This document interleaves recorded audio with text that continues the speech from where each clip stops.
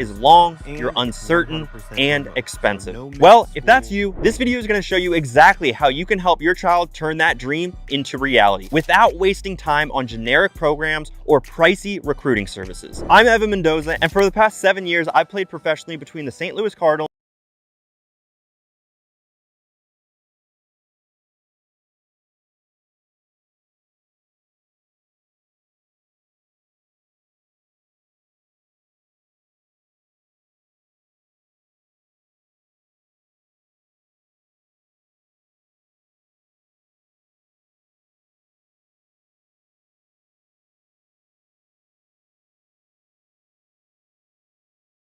season.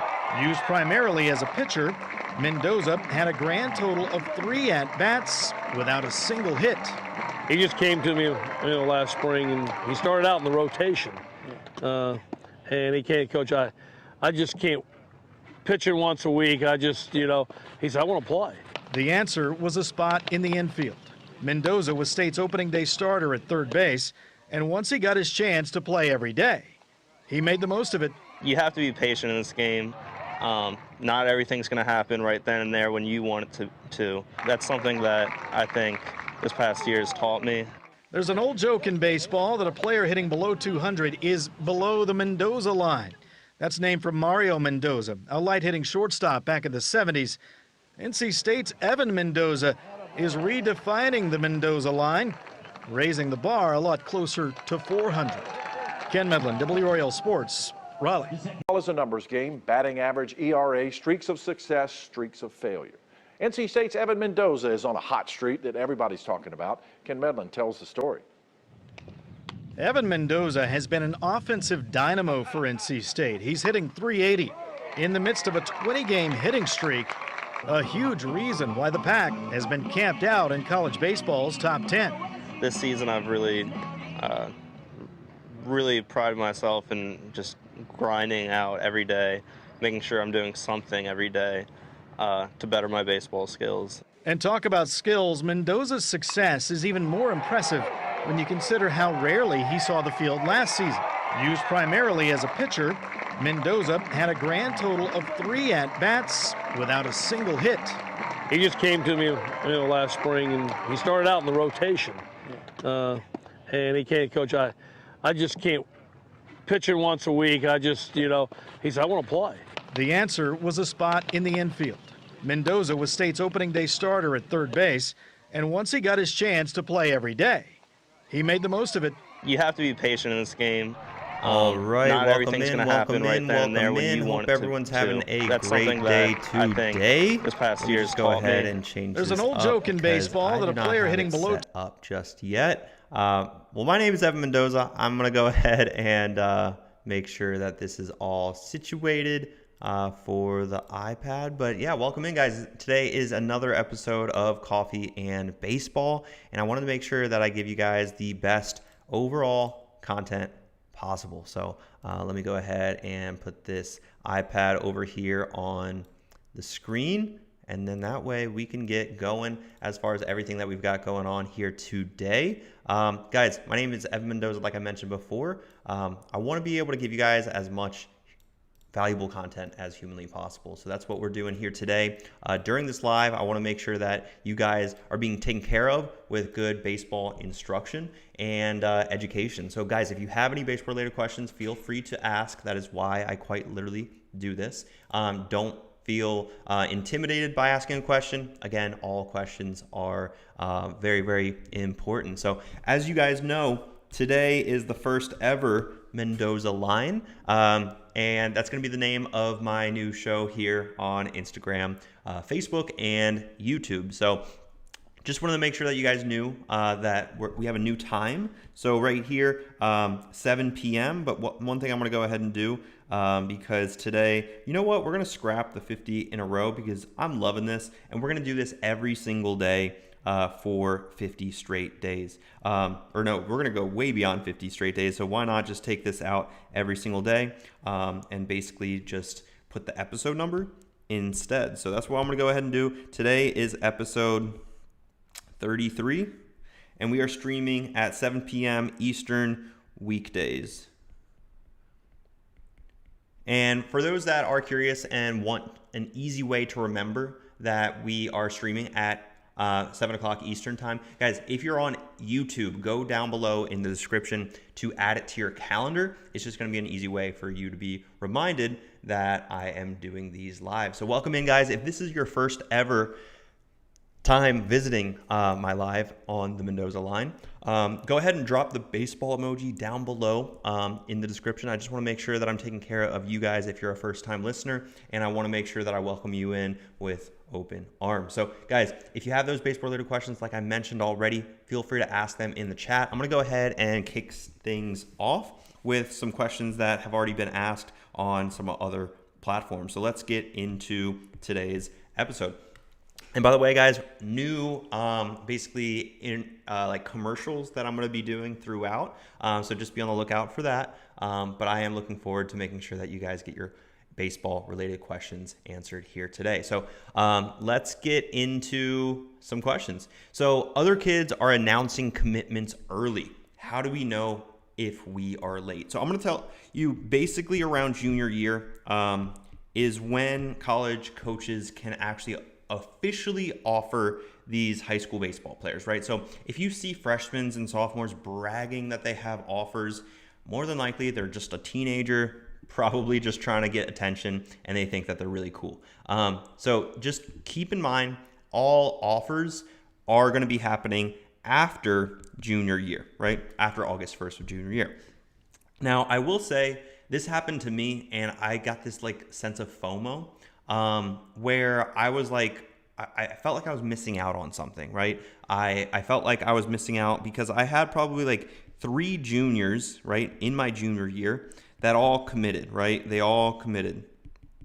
And this made me feel like I was like left out. And these individuals, like they committed early, but they didn't necessarily commit to like the biggest schools by any means, right? They were kind of committing to like your mid-major, like maybe like higher end D2s or a mid-major or a lower end D1. And I remember just thinking to myself, like, I wouldn't want to go to those schools. Like, yes, they are proud, and yes, like they got done with that earlier. But the thing that ultimately matters is like, what is a good fit for you, right? So when you're thinking about like, if you're getting, if you're in your junior year, or for your son, whoever asked this question, if you are in that junior year and you see other players get commitments and get offers, take a pause, take a break, and make sure that you're ultimately understanding the fact that just because they got an offer doesn't mean it's the best fit for them. So always keep that in mind, guys. That's just something that I think a lot of people just miss out on in understanding. Ultimately, like, it matters more that you actually are like finding a good school for you and ultimately for your player. So guys, if you have any baseball related questions, feel free to ask away. Today is the first ever the Mendoza Line. Today is technically episode 33. We did Coffee and Baseball at 11 a.m. Eastern beforehand. Now we're doing the Mendoza Line at 7 p.m. Eastern time. So tell a friend to tell a friend. And that's the way that we're going to be doing things moving forward. So I'm really, really excited to make sure that you guys, are getting all of the, basically all the help that you could possibly need. Like at the end of the day, guys, I want to make sure that I'm just giving you guys what you need to be able to excel and grow and, grow within the game of baseball. That's what it's all about. I'm going to make sure, I don't know if that is correct. We're going to go ahead and put this way at the bottom, just like I think we used to have it. So that way it can just be kind of out of the way. All right, there we go. There we go. Guys, if you have those baseball related questions, feel free to ask, but we're just going to keep going down the list of some questions that I've received either in my DMs or on other channels as well. So he's had a minor injury the past year. Do coaches worry about durability? Well, yes, without a doubt. So this is actually a conversation more or less on the recruiting side of things. Should we announce to these college coaches that, my son has gotten injured, right? And in my opinion, no, not necessarily. You shouldn't necessarily let it be obvious, right? Because we don't want to make it obvious. But basically, when your son gets injured, it depends on what type of injury it is, right? If it's a UCL, right? Like a Tommy John, like that is going to be something that, yes, will, like, these college coaches will care about, because you don't want them to like necessarily what am I trying to say? You don't want them to like think, why is he not pitching? Why is he not throwing? Why is he not in attendance? He's on this team, but where is he? Because once you have these questions on like, where are you? That's where ultimately that performance is ultimately going to be the thing that's lacking, right? The most. And that performance isn't really going to ever be there because, you know, you already got hurt. If you're trying to ramp up too soon, speak from my experiences, guys, I hurt myself by trying to get ramped up too soon. So be careful with that. I don't want you guys to ever push yourself too hard where things like that could inevitably, that could possibly happen, right? So I just want to make sure that you guys understand, like, it's not a game when it comes down to, you know, your body, right? Your body is the only one that you got. So make sure that you're taking care of it. I'm going to go ahead and put this here so that way we can make this look a little bit better. But you only get one body, guys. So make sure that you're taking care of it. Speaking from experience, guys, like I hurt myself. I tore my adductor in my left groin, and then I also broke my wrist. And those were just two very not fun injuries. So just take that from whatever, you know, and just like understand when I tell you that, you know, take care of your body to take care of your body. You only get one of them. So, yo, Stork Dylan. Well, I don't know why, but the comments aren't necessarily showing up for me. So I'm going to go ahead and make sure that I'm seeing your guys' comments, because for whatever reason, I wasn't seeing them. So Dylan, hope you're doing well, dude. Happy to have you here. Guys, if this is your first ever Mendoza Line, which it should be, this is basically the new time that I'm doing my live streams. I used to do them at 11 a.m. Eastern time. So make sure to ask your baseball related questions, Dylan. It's nice to have you. If I don't think this is your first ever live that you've joined into, but if it's anybody else's first ever live stream that you've joined in here, make sure to drop a baseball emoji down below in the chat. Don't be scared. This is the way to make sure that you, you know, just let me know. And that way, hopefully I can expect you to be back on the next one, because we're going to be doing these at 7 o'clock Eastern time. And that's really came from like a lot of the feedback that I've received from the Coffee and Baseball, which is at 11 a.m. or was at 11 a.m. and was typically guided a little bit more towards the parents. And these are going to be great because they're going to be for the player and the parent as well. So just always keep that in mind. Okay, we got a 2027. Let's just delete this. We got a 2027 outfielder. And by the way, guys, if you want me to go over your specific kind of like game plan, just let me know some metrics. So these are the metrics that ideally I would be asking for. So I want to go ahead and actually just write these down. Okay, so grad year. We need positions. By the way, if you're like listening to me drop these down, go down below in the chat to actually comment these. Exit velocity, arm velocity, 60 time, and if you want, you can put like height and weight. If you're a catcher, put your pop time, but ideally like that's what I would need to be able to assess like where you're currently at. So guys, go ahead and drop that. We have a 2027 outfielder though. It looks like we got 93 exit velocity, 85 from the outfield, and then we got a 7.1 second 60. So based off of these numbers, by the way, guys, if you want me to kind of just like go over your specific numbers, I got to go to my mom's birthday. So see you next live. See you next time. Dylan, thanks for joining in. But guys, if you want me to go through like your specific metrics, feel free to drop them down below in the chat. But yeah, we got a 2027 outfielder. So outfielders typically at the high school level, you do have to be able to cover ground. You do have to be able to have that ability to track down fly balls, which is a huge component of the position that you play, right? So typically speaking, the transition from outfield to infield is very, very difficult and typically doesn't happen in college very often. The transition from infield though to outfield will happen, especially if you have very athletic and very quick twitched infielders. All right. So because you're already in that classification of being an outfielder, you need to make sure that you have the tools to stay an outfielder. So ideally, there's going to be like two main areas that you need to make sure that you're taking care of in your game, especially if you're more of like a center fielder, right? If you're more of a center fielder, this is where your 60 time needs to be closer to probably like a 6.6, I would say, because that's going to like really solidify you as an athlete and you'll be able to stay in the middle of the field. And then the other area, in my opinion, is having a good arm. So either your good arm or your good exit velocity. And the reason I say that is because if you're more of a center fielder, we'll need more of an arm. So ideally, if we can get that like 93, that's going to help. Of course, we have the curl hop included as well. So that's like something that can definitely help you get that velocity there. If you're more of a corner outfield, though, think like your right fielder or left fielder. Basically, these are going to be guys that are typically more known for having a power bat. So ideally, if that's the case, I would want you like 100 plus off of the tee with a wood bat. So just keep these things in mind, guys.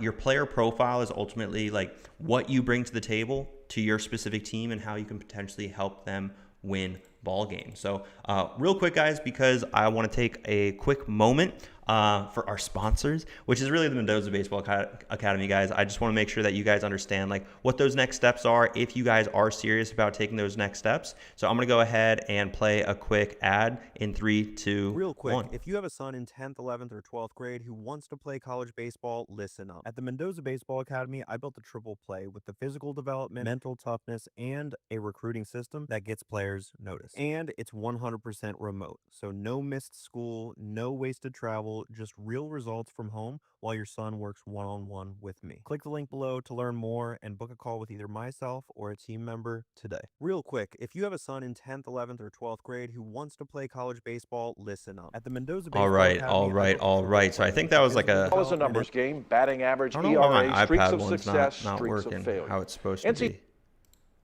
Huh. Real quick, if you have a Are you the son in parent of a 10th high school baseball player dreaming? Oh, it's on simple. That's why. Why is that? Come on now. All right. So rename my different scenes, but cool, guys. Well, yeah, I just want to make sure that you guys also understand that like I do have additional resources out there for those that are curious about who I am and what I do inside my program. So I hope you guys don't mind me doing that. Again, it's really just to make sure that you guys know who I am and make sure that you realize that I'm not like, for whatever reason, guys, I want to be real with you. I don't understand it for the life of me, especially parents that that think truly that we're not real or something like that. It's also kind of like a reason why I like doing these lives as well, because it's like, how can you like truly, I just don't get it. I really don't. I don't get it. So for whatever reason, it is what it is, I guess, but it really isn't. Yeah, I just don't understand people that don't take things serious. And I guess for whatever reason, it is that people are probably just super skeptical, if I had to say anything in particular. But yeah, I just don't understand it. I just don't understand it. So I want to move this guy to full screen because this is a new scene. And we're going to keep... No way. Did I just ruin it again? Ball is a numbers game. Is there a way to go back? No. Come on. I don't know what I'm doing right now with some of these overlays and everything like that, but we'll figure it out, guys. I'm not perfect. Hopefully you guys realize that by now. And that's just part of it. But guys, if you have any baseball related questions, feel free to ask. Again, that's why I'm here. I want to make sure that I give you guys the best quality baseball instruction possible. And the only way I can do that is by ensuring that I'm here live for you guys each and every day. And that's what I'm going to be doing here. So yeah. All right, we got the iPad back in action. So guys, if you want me to do like a player profile, again, drop your information down below in the chat. Again, just like I have it on my iPad, as far as your exit velocities, your 60 time, your graduation year, like these are all things that ultimately is going to help me a ton with understanding like what your focus truly should be on. And that's going to help you also understand how to develop further and play at that next level. So just keep these things in mind. Ultimately, that's going to be huge for you. Again, I don't know why this one's working, but not the other one. I just, for the life of me, can't understand it. We're going to use that one anyway. But guys, feel free to ask any baseball related questions. Okay, we got some over on YouTube, so we're going to go ahead and answer those. So I also like talking about like some mentality things because like the mental game of baseball, guys, it's so overlooked. So when we talk about, and this is a pretty common area of discussion, so projectability, right? So projectable is basically a buzzword in college baseball recruiting. Who has ever thought or heard, anybody in the chat that's heard of the word being projectable, especially in like the higher end of maybe varsity high school baseball with these college coaches? Like, have you ever heard that a player or an individual is like projectable? Does anybody know what that means, being projectable? Because if you've never heard of that before, that's totally fine. Projectability, in my eyes, by the way, I'm not a college baseball coach. I never have claimed to be. I just played 3 years of D1 baseball and 7 years of pro ball between the Cardinals and Padres. But if you take like a 6'5", left-handed pitcher who throws 82 miles an hour his senior year, in my opinion, 6'5", left-handed pitcher, 82. If a college, let's just call it LSU, sees this, they should view this guy as projectable because they should be able to develop this individual into like a 91 at the very least. And being a lefty, 91 at 6'5" is going to play. And now maybe that's just his freshman year, maybe around sophomore or junior year, we're able to get that guy to like 95. And ultimately 95 at 6'5", yeah, that's going to play at the next level and ultimately possibly get drafted as well. So these are the things that college coaches will see in players as far as how projectable they are. Ultimately, that projectability means a lot in their ability to basically, recruit certain individuals, recruit players, and things of that nature. I do have to ask you guys, as you're in here over on Instagram, as you're over here on YouTube as well, guys, also, if you're on YouTube, do not be a stranger. Like literally just put like an emoji down below to let me know that you're alive, you're breathing. Holy cow, I want to make sure that you guys are all cool. But yeah, I want to make sure that you guys like this time also because we're going to be doing this at 7 p.m. Eastern time moving forward. No more 11 a.m. Coffee and baseballs. Now we're just going to be hitting it strong weekdays at 7 p.m. Eastern time. This is called the Mendoza Line. It's there we go, David. I appreciate you, my man. I don't know, David, if this is your first time. I think I've seen your name potentially before, but I'm not entirely sure. But thank you for letting me know that you guys are breathing. Holy cow, guys. Sometimes it's like I don't want to talk to just like, a computer screen, guys. I want to be able to talk to you guys. I don't want to just talk to nobody. So, guys, if you want to have a conversation about baseball, like let's have it. If you have questions about like what pro baseball was like, ask them. Like this doesn't have to be like about development and this and that and recruiting. Like if you just want to like have some ball talk and talk about baseball, talk about what the clubhouse was like in the minor leagues and things like that, ask those questions, guys. Holy cow. Because ultimately, like these are the resources that I wish I came across or wish that they were even available when I was in high school, right? There really just weren't many resources like this, and that's why I always want to be able to provide you guys with the best opportunities to learn and grow within the game of baseball. Simply put, that's what I'm here for. And if you guys like this type of content, make sure to tell a friend, guys. That's the only way that this thing grows.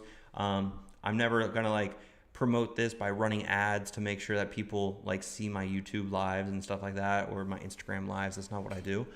If you guys come across it, you guys come across it, and hopefully you find some value in it. But the only way that you're going to see value in it, guys, is if you ask those questions. So make sure that you ask those questions, unless you're just gonna kind of sit in your seat and wait for things to happen rather than actually taking action and asking those questions.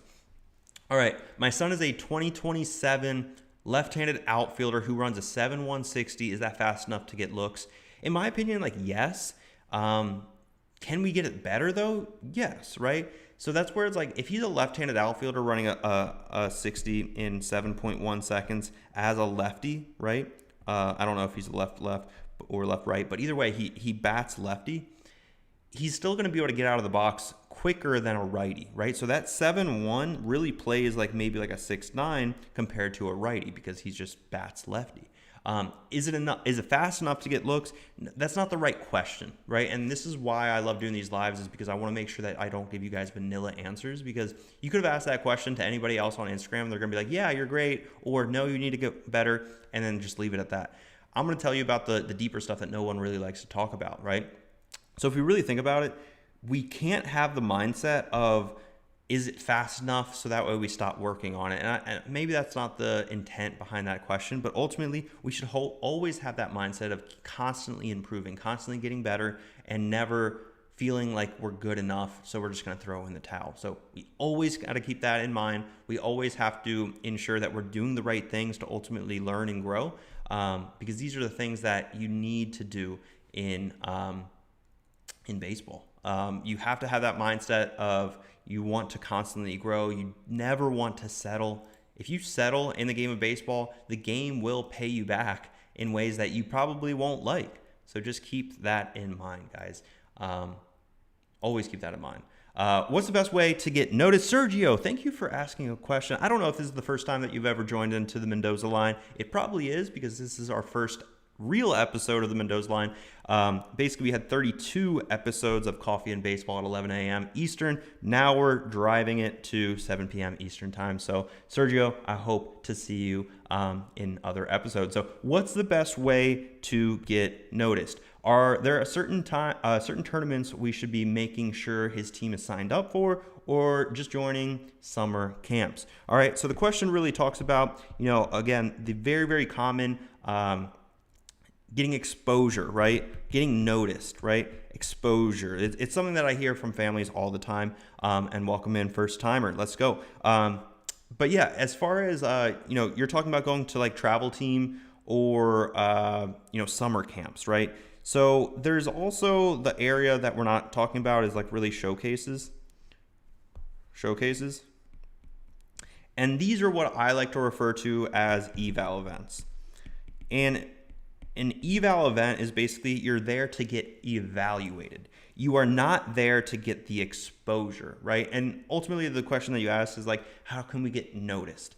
There's so many other avenues than the team, that you're playing on, the camps that you're playing at or signing up for ultimately, because a lot of them are just there to make money. There's not really any type of exposure or really evaluation. It's kind of just, hey, you get a jersey, you get a number, you get a t-shirt, whatever the case may be, and we're going to have fun for maybe 1 or 2 days. But again, there's no real like conversations. There's no metrics that's being given out after the event. So that's where you always have to pick and choose, like, what are we trying to achieve by going to one of these evaluation events, right? If we're going to a showcase just to get metrics, guys, there's better ways and cheaper ways. Rather than spending $1,000 on one of these one-day showcases, I would prefer you guys just go to an indoor facility, get your exit velocity, get your arm velocity, and then run your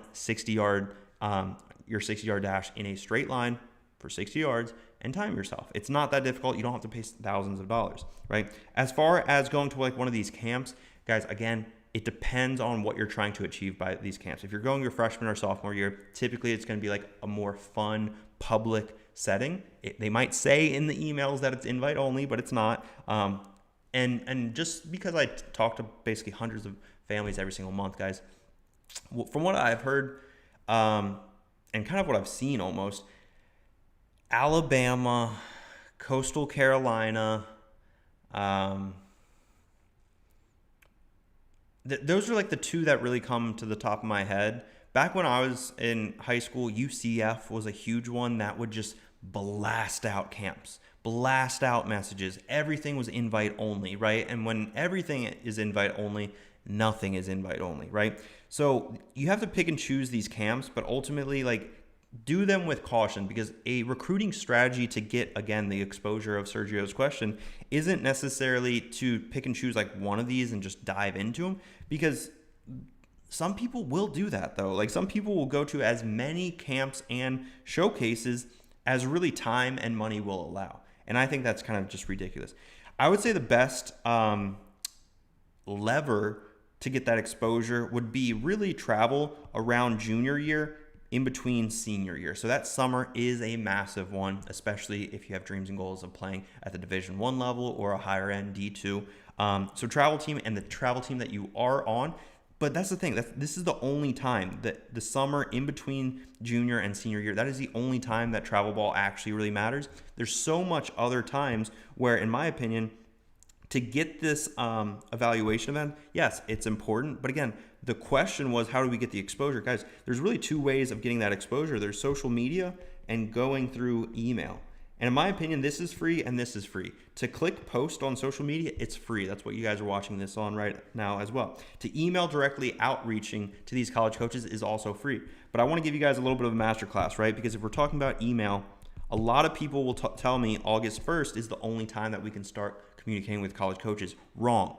Wrong.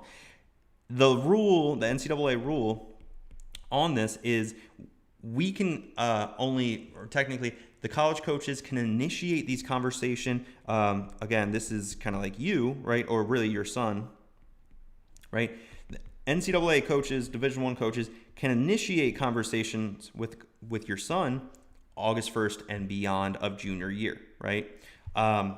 There's nothing in the rules that says that your son can't initiate conversations and email these college coaches directly before that date. And that's where, like, I have 8th graders joining into my academy freshman year. I have freshmen, sophomores that are reaching out to these college coaches. And ultimately what happens is these college coaches have a pipeline, right? So these are people that are basically past August 1st of junior year. So think like juniors and seniors. These college coaches will be actively recruiting these individuals, but they're also, believe it or not, they have a pipeline of sophomores, of freshmen, right? Of even 8th graders that they're excited for to actually recruit, because there's going to be a point in time where that 8th grader is now eligible because it's past August 1st. That's when you typically can tell that you did the recruiting process the right way, because August 1st, in my opinion, guys, is a midterm exam, right? It quite literally is the first time that college coaches can communicate with your son, but it's also like halfway through high school, right? So this is high school. You know, this is senior year, that's junior year, that's sophomore year, and that's freshman year. It's smack dab in the middle, and it's really an exam. Some people are going to do the homework, do the studying right here, and then basically they'll be prepared for right here. There's also going to be people that do not do anything, and then they find themselves truly behind the 8 ball right here. And that's where I typically will find a lot of people that I speak to inside my academy. Like, people like right here is typically the time where I speak to a lot of the families inside my academy that are looking for some assistance in the recruiting process, getting that exposure, figuring out how to do the email outreach, how to do social media. Of course, maybe they're lacking a little bit on the physical development, and that's why they haven't gotten a ton of college coaches looks. Or maybe they're just underdeveloped, or maybe overlooked, undersized, things like that. So hopefully, Sergio, that answers your question.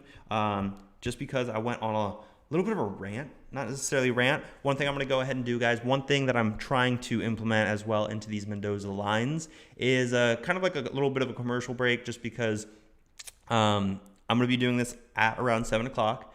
And as a lot of you guys know, like, I speak to a lot of families on eligibility reviews. It's basically the way that students enroll into my academy to make sure that we're a good fit for each other. So I have one basically in 30 minutes at the end of the hour. So to save my voice a little bit, we're going to do some like commercials in the middle. So like, I want to make sure that you guys understand who I am and what my program's all about. So I'm going to go ahead and play this video that kind of explains everything that I do right now, and I'll see you on the other side.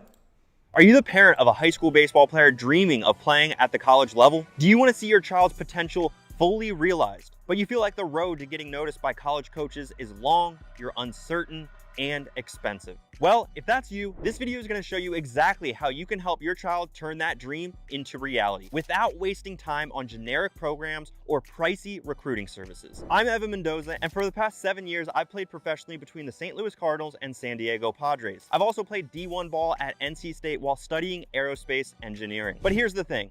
I didn't get there by chance. And the players that I've helped along the way didn't get there by luck either. We followed a proven system. Take Ian, for example. who boosted his exit velocity and sprint speed after just a few weeks and just recently committed to play college baseball. Or like Hugo Sagasaki, who's training all the way from Japan, has been consistently improving his performance and has colleges from the US reaching out to him. I'm sharing these stories because this isn't just about making small improvements. It's about making real, measurable progress that leads to life-changing opportunities for your child. And I want you to experience the same results. Here's the harsh truth. Most high school baseball players never get noticed by college scouts. And the reason is because they get stuck in a cycle of generic training programs that don't address their specific needs or showcase their unique talents. They spend hours at the gym or on the field hoping for a breakthrough, but the results just don't come. And worse yet, they miss critical opportunities because they don't have a roadmap to get where they want to go. It's frustrating. You've supported your child through every game,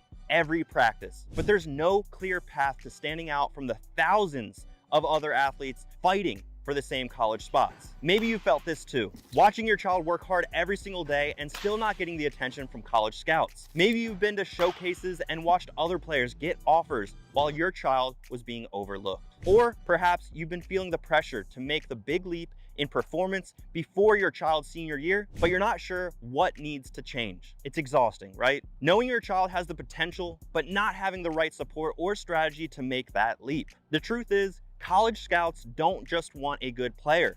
They want someone who's prepared mentally, physically, and is also educated. Someone who stands out from the rest and can prove they've got what it takes. And I get it. I have been there. I played at the highest levels alongside guys like Manny Machado, Fernando Tatis, Yadier Molina, and even Albert Pujols. And one thing that sets apart those players isn't just their talent. It's how they prepare and position themselves for success. And that's exactly what I'm here to help your child with. I've developed the Triple Play system, a 6-month program designed specifically for your high school baseball player who wants to become a college prospect. This isn't just another training program. It's a complete roadmap tailored for your child's needs and goals. It's like having a personal coach, a mentor, a college advisor, and even a scout, all rolled up into one, guiding your child every step of the way. The Triple Play system breaks down into 3 core components. Their physical development. We focus on what your child needs to improve, whether it's increasing his exit velocity, refining his fielding skills, or improving his speed. Every weakness becomes a strength. His mental development. This game isn't just physical.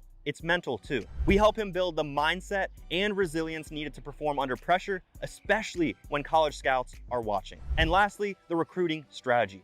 We'll create a personalized game plan to get your child noticed. From showcases to direct outreach, we'll ensure your child is on the radar to top colleges by the end of this program. So what does that mean for your child? It means real results. It means walking into their next showcase knowing they've made the measurable improvements. It means having a solid recruiting plan in place that pulls them in front of the right scouts at the right time. And most importantly, it means your child is no longer just another player. They're a top prospect. But beyond that, think about the pride that you'll feel when you hear your child's name called by a college coach offering a college scholarship. Imagine the look on their face when they see all their hard work finally paying off. And picture them stepping onto a college field, knowing they've earned that spot. This is more than just getting better at baseball. It's about securing your child's future, building their confidence, and creating opportunities that will shape the rest of their life. If you're ready to give your child the best shot at earning a college scholarship and becoming the player that scouts can't ignore, I'd love to talk with you personally. But here's the catch. We only work with a small number of athletes at a time because this program is highly personalized and one-on-one. That means spaces are limited. We open up just a few spots each month to parents who are serious about seeing real, measurable progress in their child's game. If you want to finally see your child stand out at showcases and attract the attention of college recruiters, then now is the time to act. Here's what I need you to do. Scroll down to the calendar below and book a call with me today. On this call, we'll go over your child's current challenges, their specific goals, and determine if they're even a good fit for the Triple Play system. And remember, we've helped over 50 athletes like your child improve their game and secure interest from college coaches. So if you want to be the next parent to see your child's hard work finally pay off, don't wait. These spots fill up fast, and once they're gone, I won't be opening up new ones until the next group finishes. If you're serious about giving your child the edge that they need to compete at the next level, scroll down and book a call with me now. This is your opportunity to change the course of your child's future. I'm looking forward to helping them become the player that college coaches are excited to recruit. But remember, this program is not for everyone. It's only for athletes who are ready to commit to making real progress and achieving real results. So if that's you and your child, book the call now. And I look forward to speaking with you soon. All right. We're back. So hopefully, maybe that interests you guys, but we're back. Yes, that's me. I played 7 years of pro baseball, guys. Yes, that was me making some cool diving plays and, having some cool clips. But yeah, let's get back to it. If you have any baseball related questions, feel free to ask. Okay, my son's a middle infielder with good hands, but below average speed. I'm curious on what you mean by speed, if that's exit velocity or if that means arm velocity. So if you're talking about like a middle infielder and he has good hands, as a middle infielder probably should have. So good hands or great hands, that's more or less for the recruiter or really the evaluator to decide. But if he has below average, let's just call it foot speed, right? So foot speed is below average. This is where, in my opinion, thanks Mendoza from a wild thing. Yeah. So as far as like foot speed, as a middle infielder, you have to be an athlete. You have to have that player profile to be able to have good lateral, quick, twitched muscles, right? That is just where the middle infielders will typically play because a lot of ground balls will be hit that way. If you're a middle infielder, though, with below average, arm speed, basically like arm velo, that's where, in my opinion, you can get away with that. Speaking from experience, guys, like the hardest I ever threw across the diamond was 88 miles an hour. And we can go ahead and cross-check that over on my Perfect Game Chat profile if you'd like. But ultimately what it comes down to, guys, you don't have to throw the ball super hard across the diamond because in my pro ball experience, like I honestly don't think I threw a ball more than 70%. Like, I really don't think I ever max effort threw a ball across the diamond. And the reason for that is because I had really good footwork. I was able to have quick transfer. And I knew how, like, my angles, basically. And because I knew these things, again, I could get away with throwing a ball 60 miles an hour across the diamond and still get out a fast runner. And the reason for that, again, if you know how to field a ground ball, you know the angles to take, if you know how to quick release and basically field that ground ball, whether it's on the run, again, knowing your angles, you have good footwork. These are all things that are going to help you if you don't have necessarily that arm speed. So just keep that in mind for whoever that asked that. Also clarify your questions, guys. I can't stress that enough. Guys, if you are a parent, if you're a player asking me a question in the chat, by the way, feel free to ask questions in the chat. That's why I do these, to make sure that I'm not giving you guys vanilla answers in the DMs or anything like that. By the way, my DMs are open, but I want to make sure that you guys have specific answers to your specific questions. But by you telling me that he's a middle infielder, has good hands, but he's low on speed, I don't know what speed means. If that's arm speed, exit velocity, I don't know if it's foot speed. I kind of assume it means probably foot speed, but typically speaking, if he's a shortstop right now or middle infielder, like you said, he has average foot speed, he probably is getting to those routine balls, but typically at that higher level, that next level, that's going to be where that's going to be a little bit more exposed, where he's not able to reach those balls, maybe in the 5-6 hole or whatever the case may be. So just keep those things in mind. Also, keep those things in mind when you are asking questions, guys. Make sure that it's as detailed as possible, if possible. So that way I'm giving you guys, again, the most non-vanilla answers. As you guys know, that's one of my icks, is giving the baseball community very vanilla answers in baseball development. One of the biggest things that I love to always talk about, though, is the player development umbrella. So this is player development. And this is something that I just find interesting because I played with the Cardinals, I played with the Padres, and understanding basically the different areas or really departments, it's just important to understand this, especially as a high school baseball parent. Jandy Rose, real quick, hello again. My son started his high school tryouts. He's a freshman. His current metrics are below. So yeah, go ahead and drop them down below, and I'll do a little bit of a player profile after I go through the umbrella of player development. So as you guys know, player development is a department just like tickets and sales, stadium operations, you know, the front office, I'm blanking, but there's so many other ones, right? So player development, couple different areas, right? So let's use blue for this example. So player development, we have the skill development. I think this is the one that a lot of parents will typically just fall under because you guys don't know any better, and that's not your fault. So skill development really includes anything with a ball, right? And this is a good distinction, right? Because when we're talking about skill work, it's usually hitting a ball, fielding a ball, or catching a ball. Sorry, hitting a ball, fielding a ball, or throwing a ball, all right? So that's in summary baseball. Now, as far as the physical development, this is where sometimes you don't understand the importance of it. So physical development, that's basically anything with your, this is an arm and this is, you know, your muscle. That's a muscle emoji, okay, guys?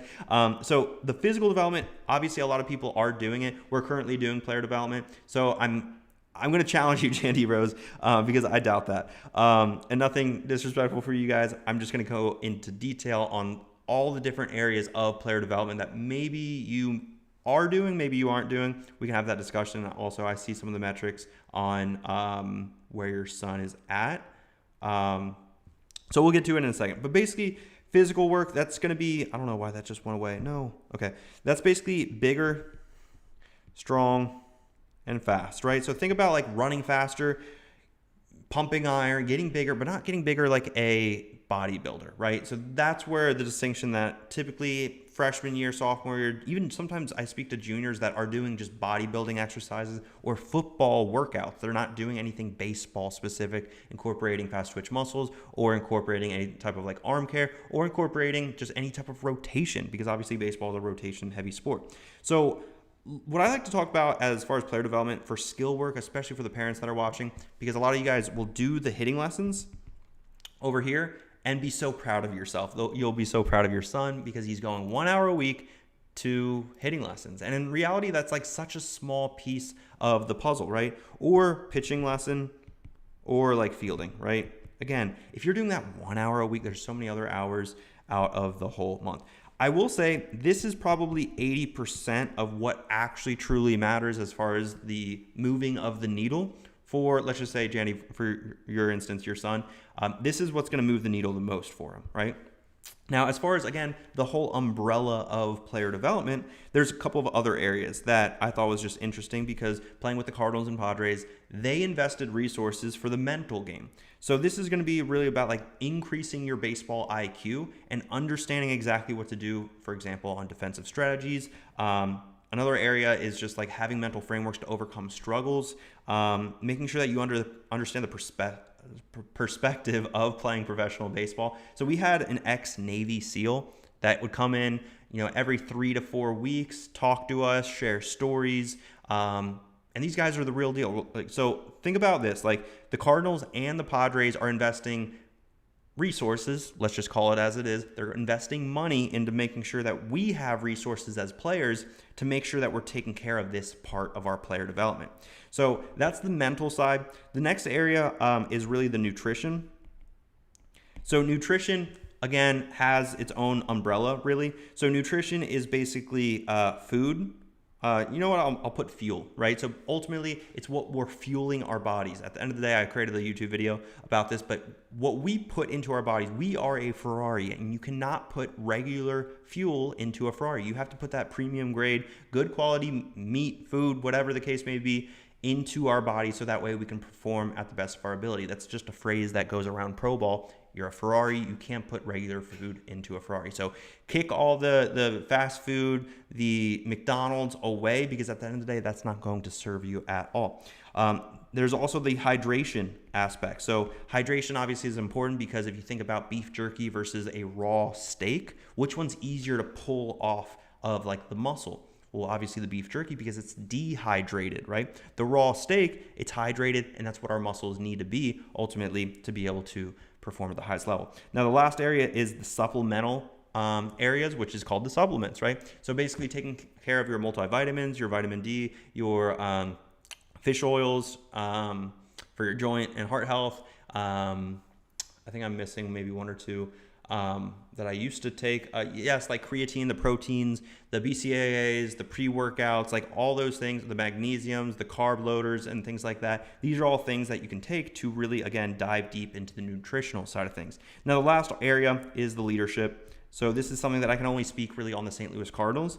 So basically, having leadership skills is something that teams, especially at the highest level in professional baseball, will focus on as a true asset, right? So we had a thing in the Cardinals organization called Cardinal Core, and it was basically a group of like 5 of us that, it was like 5 to 10 of us on every given team that was either newly drafted or the team just viewed us as the next leaders of the team. So they wanted to make sure that we had resources to understand like who we are in the clubhouse matters. And we wanted to talk about things, talk about basically routine buildings, mindset, visualization, how we can be basically the best teammate we can possibly be for our teammates. So these are the things that, again, I can only speak on St. Louis because St. Louis invested resources in that. So now I want to go back to Jandy Rose. Are you confidently doing every single tiny little detail of player development? And if you are, I'm also very curious on how much you're investing every single month on your son, who is, let's go back to it. So we'll erase some of these just to do Jandy, your son. And let's get into it. Okay, so your son is a freshman, so 2030, I believe. 2026, 2027, 2028, 2029 probably, right? He is I don't see his position, so if you could give me his position, that just helps me out. His 60-yard dash is a 7.4. By the way, my freshman year, I ran a 9.5 second 60. We got that down, but ultimately it was pretty embarrassing. So yeah, 2029, 5.10.5, 4.8. So yeah, 5.10.5 is important. 4.8 is not bad. So it seems like he's pretty athletic. Shortstop, cool.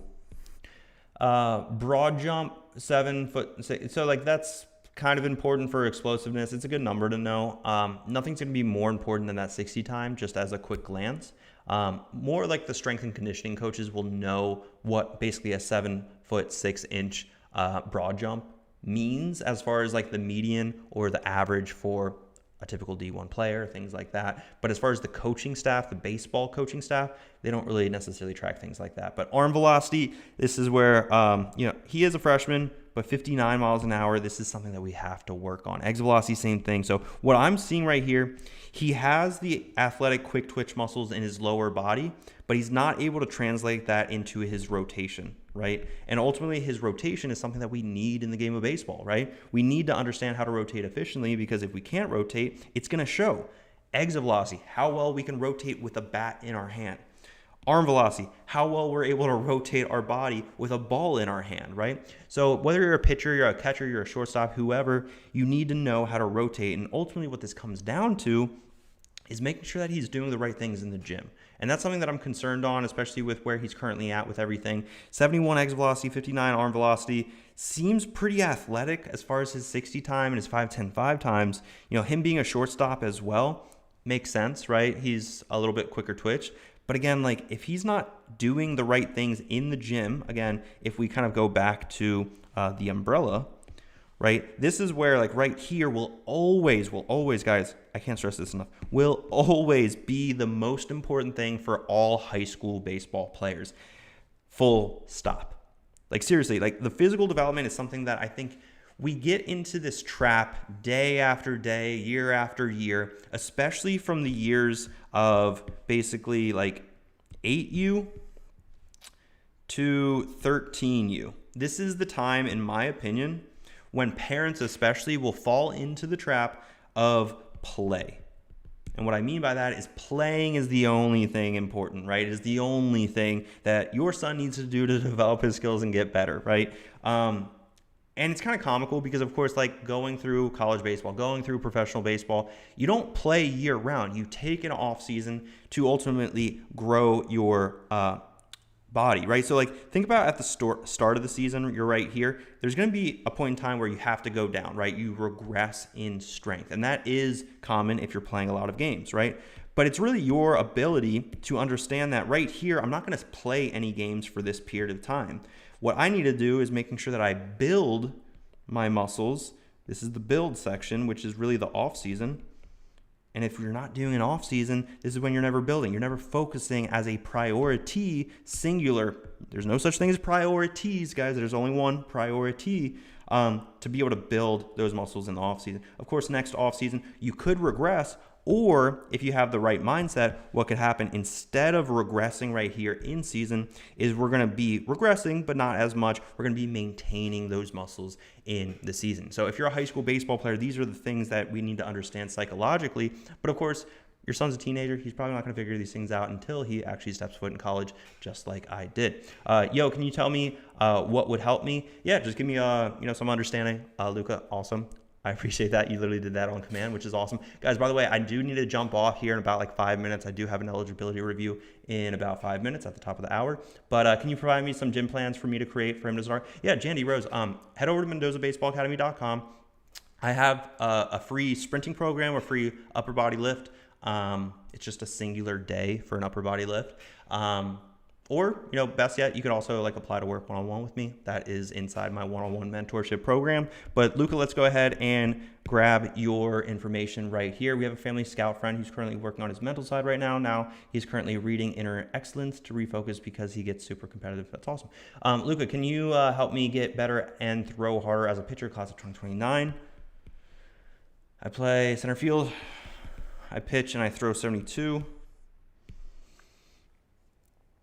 And want to build my speed. So again, hopefully you're meaning your throwing speed. I think you mentioned you want to throw harder. So this is a mindset that maybe you guys will think I'm stupid for saying, but in my mind, it does make sense. And ultimately I do want to make sure that I can dumb it down as much as humanly possible for you guys to better understand. So number one, you need to throw. You need to throw more.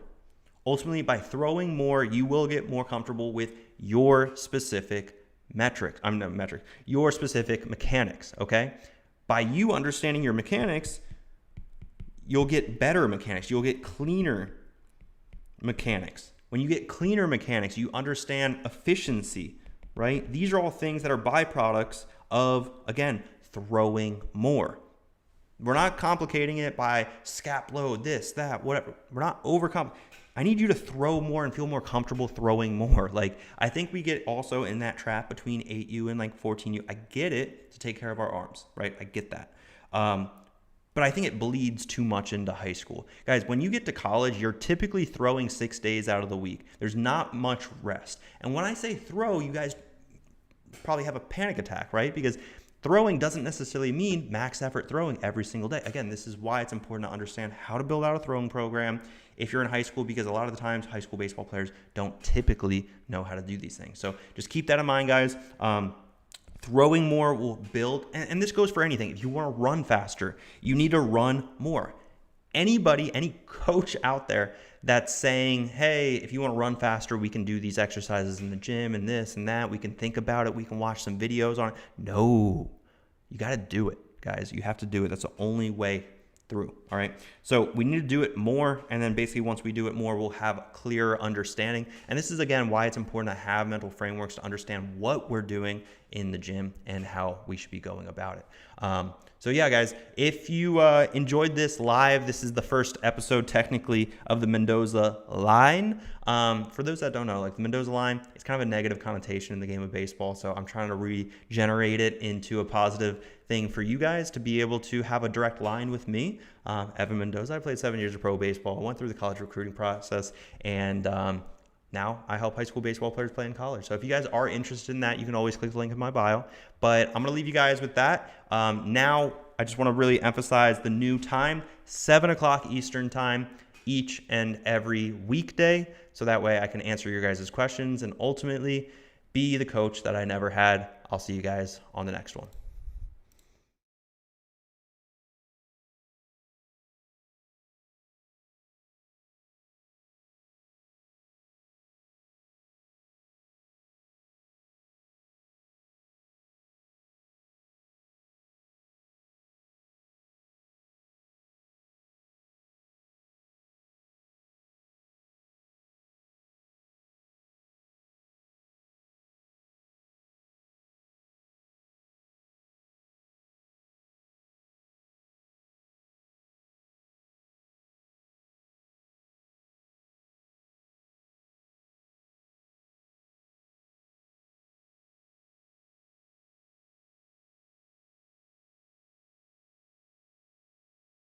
set expectations for him. And like, hey, these are the things I'm expecting from you, and that was a big part of why we enjoy the program as well. The program has made me like a little eagerness to go out and do something and not just like wait for the team practice and do things on my own. As his dad, I can tell him till I'm blue in the face that this needs to be done. And sometimes it doesn't resonate coming from the dad. Sometimes it needs to come from a pro ball player. Through your program, I just realized like how much more I could learn. You can just feel the improvement over the course like of 4 or 5 months, like you said. With you being able to supply me with this type of structure, I'm able to just learn for myself and learn how to improve by myself, which makes me feel a lot better as well as a lot more accomplished in the end. I definitely recommend joining it. It's awesome. The community's great. Having you there to support you is incredible, and overall love the program. You get the full structure. You get your lifting, you get your arm velocity, you get your mechanics, you get your hitting, and the hands-on approach from you. Infield velo was 68 or something like that. It was not good. My 60-yard dash was 7.7, which is not good. And I was not very mobile. I wasn't very strong. I mean, I'm a big kid, but a lot of it was just like from my size.